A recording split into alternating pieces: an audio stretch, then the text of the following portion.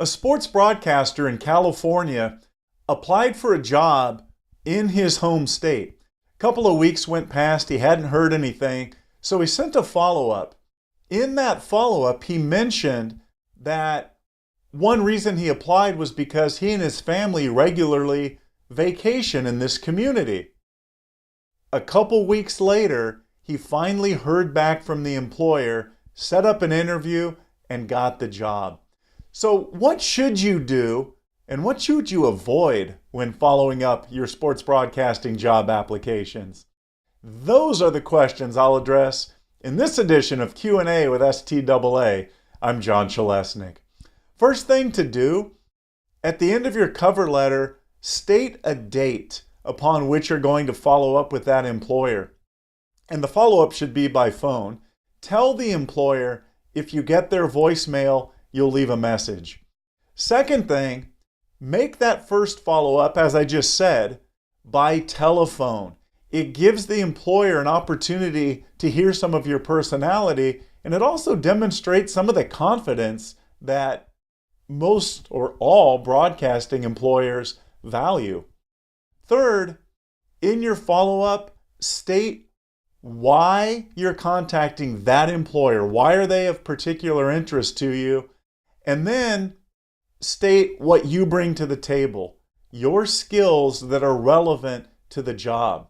Fourth, be politely persistent with your follow-ups. If they're not going to hire you, make them tell you no. And being creative is a great way to be politely persistent. Number 5, if an ad says no calls, please, weigh it individually. If it's in all caps with an exclamation point, don't do it.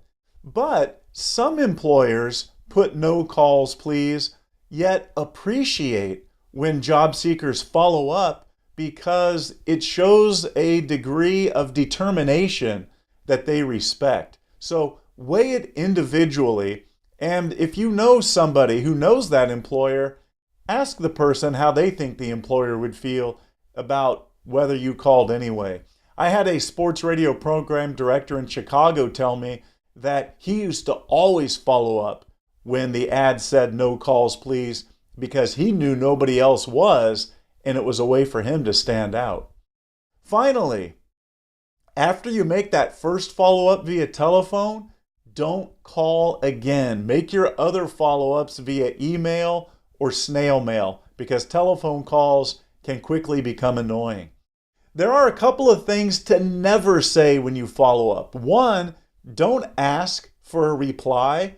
If they're interested, they eventually will get back to you. Two, don't ask for a critique.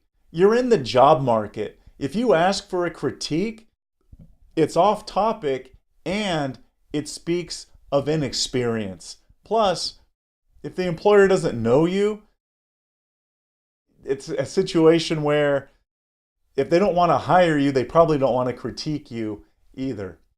If you want help following up your applications, we've got a lot of strategies for how to do it on the STAA members site. We'd love to work with you, so join us, STAAtalent.com. Click on Why Join. In our next edition of Q&A, 9 uncommon tips for baseball play-by-play broadcasters. And if you have a question that you'd like addressed in an upcoming edition of Q&A with STAA, email it to us, qa@STAAtalent.com.